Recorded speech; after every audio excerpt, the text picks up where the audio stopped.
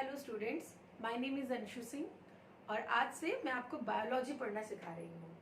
बेटा हम 11th का बायो स्टार्ट करेंगे और 11th क्लास का फर्स्ट चैप्टर है हमारा the living world. Living world में जो सबसे इम्पोर्टेंट टॉपिक है जिससे रिलेटेड क्वेश्चंस एग्जाम में बहुत बार आए गए हैं, नीट में पूछे जाते हैं, आपके जो एग्जाम्स होंगे स्कूल में एग्जाम्स जो होते हैं वहाँ पर भी पूछा जाता है और वो टॉपिक है हमारा बाइनोमियल नॉमेनक्लेचर। अच्छा, जब भी स्टार्ट कर रहा है कोई भी टॉपिक पढ़ाई के लिए तो आपको उस हेडिंग का मीनिंग पता होना चाहिए। हमारी हेडिंग क्या है? Binomial nomenclature. बाई का मतलब होता है टू। नॉमियल के बहुत सारे मीनिंग होते हैं। नॉमियल का मतलब नेम्स हो सकता है, ग्रुप्स हो सकता है, कंपोनेंट हो सकता है। तो हम यहाँ पर ले लेते हैं कंपोनेंट। बहुत ही इंटरेस्टिंग है ये टॉपिक हमारा। Binomial means two component. आगे लिखा हुआ है नॉमेनक्लेचर। नॉमेनक्लेचर को हिंदी में कहा जाता है नामकरण, यानी किसी भी ऑर्गेनिज्म को नेम प्रोवाइड करना, उनको नेम्स देना। तो बाइनोमियल नॉमेनक्लेचर, ये क्या मतलब हुआ इसका? It is the system of providing scientific names. बेटा याद रखिएगा, साइंटिफिक नेम्स देने का जो सिस्टम है, हर एक ऑर्गेनिज्म का एक पर्टिकुलर स्पेसिफिक नेम होता है, साइंटिफिक नेम होता है। जैसे कि अगर हम अपनी बात करें, हम ह्यूमंस की बात करते हैं, तो क्या हम सभी ह्यूमंस, चाहे कहीं पर भी हैं हम ह्यूमंस, हमारा एक साइंटिफिक नेम है होमो सेपियंस। ये कभी चेंज नहीं होता है कि पता चले इंडिया में जो ह्यूमंस है उनका भी होमो सेपियंस, ऑस्ट्रेलिया में जो ह्यूमंस है उनको भी क्या कहा जाएगा? होमो सेपियंस। तो बाइनोमियल नॉमेनक्लेचर का मतलब हुआ system of providing scientific name. मैं बार बार आपको कह रही हूँ, ये चीज जरूर ध्यान रखिएगा, scientific name to organism with two component. Means आपको साइंटिफिक नेम दिए जाते हैं ऑर्गेनिज्म को और उस साइंटिफिक नेम में कितने कंपोनेंट होते हैं? Two component. और इसीलिए इस नॉमेनक्लेचर को क्या नाम दिया गया? Binomial nomenclature. मीन्स एक साइंटिफिक नेम और इस साइंटिफिक नेम में कितने कंपोनेंट होंगे बेटा? Two component. और इसीलिए इसे कहा जाता है बाइनोमियल नॉमेनक्लेचर। क्लियर? देन उसके बाद बहुत ही इंपॉर्टेंट चीज जो पूछी जाती है कि किसने बताया इसके बारे में, किसने दिया ये? तो it was given by Carolus Linnaeus. बहुत इंपॉर्टेंट है ये साइंटिस्ट, इनके बारे में आगे वाली वीडियोस में आपको पढ़ाऊंगी। कैरोलस लिनियस, इन्होंने दिया था सिस्टम ऑफ बाइनोमियल नॉमेनक्लेचर। अब इनके बारे में एक चीज और बता देती हूँ। He is known as father of taxonomy.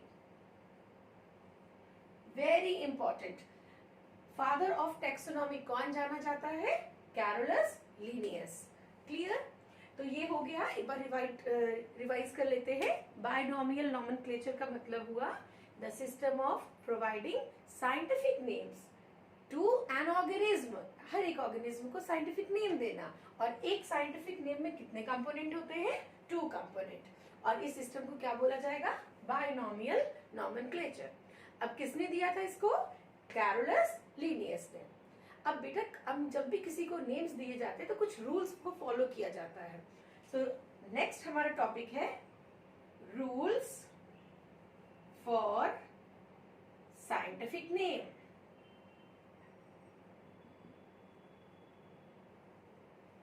First rule होता है कि जितने भी साइंटिफिक नेम्स हैं they are generally from Latin. याद रखिएगा, इनका ओरिजिन कैसा होता है? लैटिन में होते हैं। ये जितने भी साइंटिफिक नेम है वो जनरली किस में होंगे? लैटिन में होते हैं। They are derived from Latin. Clear? And then उसके बाद होता है, अभी ये बताया था ना, हर एक साइंटिफिक नेम में कितने कंपोनेंट होते हैं? Two component. फर्स्ट कंपोनेंट कहलाता है, रिप्रेजेंट करता है जीनस को, और सेकंड कंपोनेंट रिप्रेजेंट करता है स्पेसिफिक एपिथेट को। स्पेसिफिक एपिथेट को हम कहते हैं स्पीसीज। क्लियर? तो साइंटिफिक नेम लैटिन में होने चाहिए। दूसरा, फर्स्ट कंपोनेंट, दो कंपोनेंट होते हैं, फर्स्ट कंपोनेंट रिप्रेजेंट करता है जीनस को और सेकंड कंपोनेंट रिप्रेजेंट करता है स्पीसीज को। थर्ड रूल, जीनस जो है, जीनस का जो स्टार्टिंग वाला लेटर होगा, फर्स्ट लेटर कैसा होगा बेटा? कैपिटल होगा, बाकी सारे स्मॉल। तो फर्स्ट लेटर कैपिटल। स्पीसीज की अगर हम बात करते हैं, स्पीसीज में ऑल लेटर्स आर स्मॉल। सभी किस तरीके से होंगे? स्मॉल लेटर्स में ही होते हैं। तो ये हो गया हमारा थर्ड रूल। फोर्थ रूल, अगर हम इनको हैंड रिटन करते हैं, मीन्स जिस तरीके से मैं अभी लिख रही हूं, हैंड रिटन करेंगे तो both these components are separately underline. अभी मैं आपको एक एग्जांपल के थ्रू ही समझाने वाली हूं। When hand written, scientific name separately underline. Next, अगर इनको टाइप किया जाता है, टाइप कर रहे हैं, तो टाइप किस तरीके से होंगे? ये इटैलिक में होते हैं, इटैलिक में। और इटैलिक रिप्रेजेंट करता है इनका लैटिन ऑरिजिन। क्लियर? तो ये कुछ बेसिक रूल्स थे जिससे हम साइंटिफिक नेम्स को लिखते हैं। एक बार रिपीट करते हैं, साइंटिफिक नेम्स का ओरिजिन कहाँ से होगा? जनरली कहाँ से होते हैं? लैटिन में होते हैं।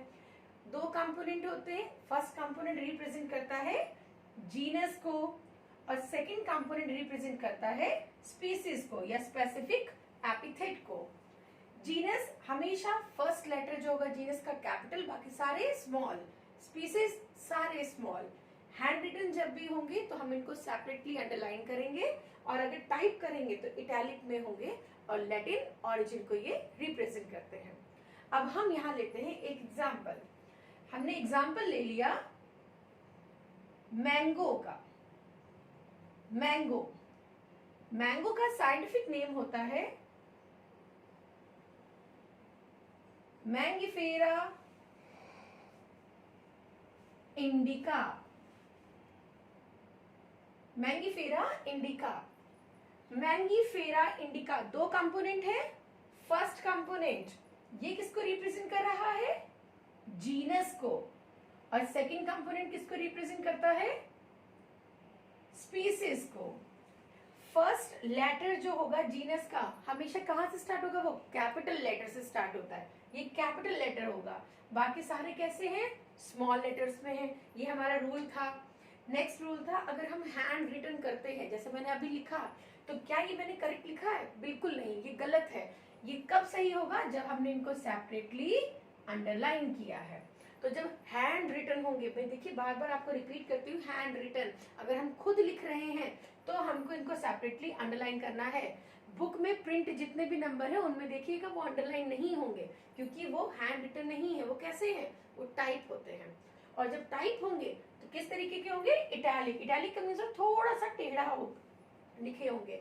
टेढ़ा क्या रिप्रेजेंट करता है? Latin origin. एक और रूल है इनका, जिस किसी भी ऑथर ने इनका ये जो नेम दिया है, उनका नेम हमेशा स्पीसीज के बाद में आता है, और उनका नेम हमेशा एब्रीवेटिव फॉर्म में लिखेंगे। एब्रीवेटिव का मतलब होता है शॉर्ट फॉर्म में लिखना। जैसे कि मैंगिफेरा इंडिका की बात करते हैं, तो ये नेम दिया था कैरोलस लिनियस ने। अब बेटा पूरा नाम नहीं लिखेंगे हम वहां पर इंडिका के पीछे कैरोलस लिनियस, बिल्कुल नहीं, शॉर्ट फॉर्म एब्रीवेटिव। और हमें क्या लिखना होगा? सिर्फ लिन। क्लियर? तो यहाँ क्या लिख देंगे हम? लिन। ये लीजिए, हो गया आपका साइंटिफिक नेम कंप्लीट। तो मैंगो का नेम होगा मैंगिफेरा इंडिका लिन। लिन क्या रिप्रेजेंट करता है? लिन रिप्रेजेंट करता है उस ऑथर को जिसने ये नेम दिया है। इस तरीके से आपके एनसीईआरटी की बुक में बहुत सारे ऑर्गेनिज्म के साइंटिफिक नेम्स हैं। एनसीईआरटी बुक्स में जितनी भी चीजें दी गई हैं आप उनको अच्छी तरीके से रीड करिएगा। ध्यान रखिएगा, एनसीईआरटी जो है वो बेस्ट बुक है बायोलॉजी की। ओके बच्चे, उम्मीद करती हूँ आपको ये समझ में आया होगा।